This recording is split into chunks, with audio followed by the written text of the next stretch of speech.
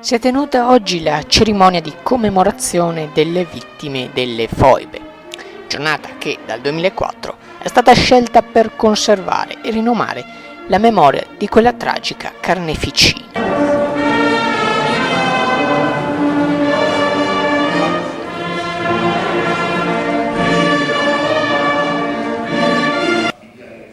La cerimonia, tenutasi presso il piazzale di Palazzo Moroni, ha visto gli interventi del commissario prefettizio Michele Penta, di Andrea Todeschini, presidente provinciale dell'Associazione Nazionale Venezia Giulia e Dalmazia, e di Barbara Degani, sottosegretario del Ministero dell'Ambiente.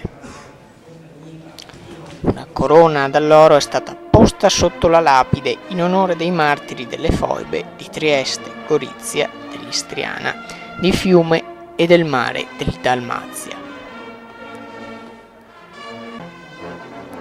A seguire è stata inaugurata la mostra inerente al tema delle foibe con tabelloni illustrativi presso le scuderie di Palazzo Moroni. Svischenberg Channel News, Padova.